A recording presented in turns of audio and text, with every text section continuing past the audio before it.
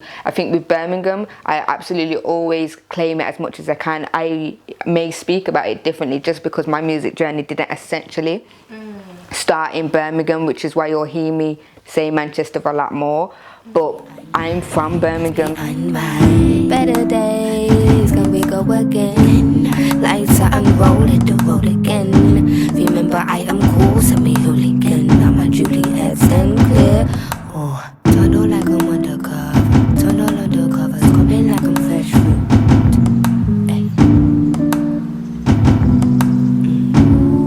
Stand clear. I'm glad we have this opportunity to talk in person and catch up. I remember the last time I saw you was actually in Colours Hoxton in 2019. You know, seeing you perform really got me thinking, you know, your friends and family, they know you as Lay or Lena, but your fans and listeners of your music know you as LayFullstop. Yeah. How is LayFullstop, the musician, singer, songwriter that the world knows, different to Lena, the woman that your family and friends know? I'm grateful because when I am around my family and around my friends and for people who knew me, you know, prior to me being a musician, from their feedback, I'm the same person. People can kind of not have to distinguish it. It's not a alter ego. That's not what it's like for me. It's just, I make my music, but other than that, you will be calling me like, it's literally the same kind of thing. As you said in interviews, you were born and raised in Birmingham. Was music the main factor that motivated you to relocate to Manchester? And also, how do you feel about being referred to as Manchester's own? And do you feel a duty or pressure to rep Birmingham too? I moved to Manchester for family, so it literally was completely irrelevant to me doing music. Being here in Manchester really embraced my music. You have a group of people in Manchester who are born and bred in Manchester, but a lot of people are from different places. There is a thing about kind of honing onto Manchester because it has that intimate feel, if you like. So I definitely appreciate being kind of adapted into the Manchester world. I think with Birmingham, I absolutely always claim it as much as I can. I may speak about it differently just because my music journey didn't essentially start in Birmingham, which is why you'll hear me say Manchester a lot more. But I'm from Birmingham. It's the gritty edge in my music. People back a day, they know I used to spit grime. That is Birms. I'll have elements like PMT is a classic one, where there's grimy edges to it because that's just where I'm from. A lot of music that I'm kind of working on now is kind of paying homage to stuff that my nan can rap to because she can't always rap to the more fast-paced things of that. And it's just interesting to hear like how, you know, you really think about your music being universal. You know, I always find myself listening to your music on the train, when I'm walking around, at any point in the day really, and it never gets old. It feels timeless. That's everything from music that you made in 2015, you know, Intact, Yin Yang in 2016, to the Colour Reaction mixtape, to PMT, to Cherries. Often, you know, you get journalists in interviews trying to like define who you are, you know. If you could break down your career from like the very first song you wrote to now, how would you describe it? Oh, good question. Okay, so if we go from Intact, which is around the Blue compilation, that was the time where you would hear a lot of soul stress, more free-spirited in nature. Being in those early stages, you had a much younger Lay, one that was kind of just really enjoyed making music and being in touch with producers. It took me many years to really transition correctly into the streaming platforms. SoundCloud was a big part of my music journey. I was old school and old-fashioned in that nature. The one fundamental consistent thing in my music is jazz. Whether it's the jazz that reminds you of old school R&B or whether it's the jazz that reminds you of, you know, Miles Davis, or, you know, or the more modern jazz that's in London now. I'm a fan of it all, you know, I'm absolutely a fan of it, and Colour Reaction really kind of amplified that. This is the music that I will strive to continually make. And there's a lot of people from very early stages that just keeps continually, you know, like yourself, you know, continually you watch my journey. It's not just music, it is a journey. Music platforms like Colours provide such an opportunity for audiences around the world to engage with musicians like you. And obviously taking it before the pandemic in 2019, I think it was, you actually performed Cherries on Colours. And so how did that opportunity come about for you? It was just an absolutely amazing opportunity, you know, in terms of them enjoying the song Cherries. Cherries is kind of symbolises me going from, you know, from young woman to woman. Then Cherries also has another element, which is being able to bear fruit. For me, it comes from a scripture in the Bible that says you will know them by their fruit. And that's where the initial Cherries comes from as well. So it's that kind of, you know, journey to womanhood, but then also the bearing of fruit and being aware of the people we're around and the actions that we might exhibit. I've noticed also that Vanessa Roth, she's been very integral in the creative direction of your music videos, and that's like to music videos from 2016, 2015. So I thought I'd talk about that sort of friendship that you guys have, and you know, how you've been able to bring your ideas to life together. Oh, when I speak about Vanessa, it makes me so happy. Like, honestly, that is my sister, and in the very early stages we had a mutual band, which is obviously Roots Radix, a collective that, although Vanessa was essentially into it, she was there from the very beginning, and you know, we just kind of grew together as a family. She has such amazing ideas and execution. I just really have to always have my gratitude, because if it wasn't for her, I definitely wouldn't even be at the point that I'm at. Just being able to have somebody who can always believe the vision, whether or not it sounded crazy, and we just completely support each other as sisterhoods, and it's amazing to kind of have that. You know, you've touched on spirit and your faith a lot. You know, you've referred to like scriptures, and you were talking about cherries, so I thought we'd talk about your faith. For me personally, I am a Christian, but sometimes I find it hard to, you know, maintain a healthy relationship with God in such a fast-paced world. That's everything from reading the Bible to believing in His plan for me, even when my life feels like it's stagnant.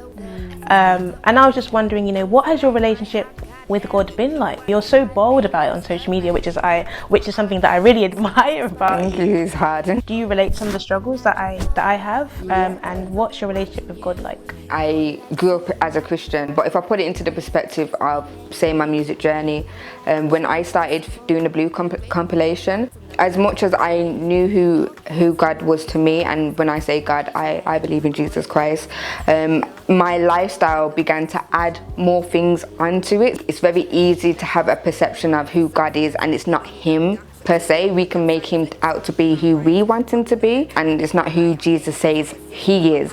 And I think that's a statement of my spiritual journey, where it's, God is not who I think He is who He is and who He says He is. I drew my relationship closer with God, whether it's through prayer, through the Bible, but also doing research outside of the Word. I think it's important for, you know, a lot of Christians that just say it's because the Bible says so, but what is it that's outside of the Bible that says so? What evidence is there that is scientific? You get what I mean? Things that is tangible. And I think it's important for Christians to understand that ourselves, so we understand, you know, it says the Bible, so that we can understand the hope that we have. We need to be able to, you know, explain it. I should be able to explain it to yourself, to somebody of a different religion. And again, it's not a forceful thing. It's just being able to say, this is what I believe, and be confident in it. If people hear more about God in your music, there's this kind of thing where people almost kind of box you as a gospel artist. When you think about your future, you know, as a musician, singer and songwriter, who do you see yourself working with? And, you know, how do you kind of make sure you don't almost get boxed in, so that, you know, these listeners from all over the world of different beliefs can engage with your music in a way that's unique to them? Gospel music is always so difficult, because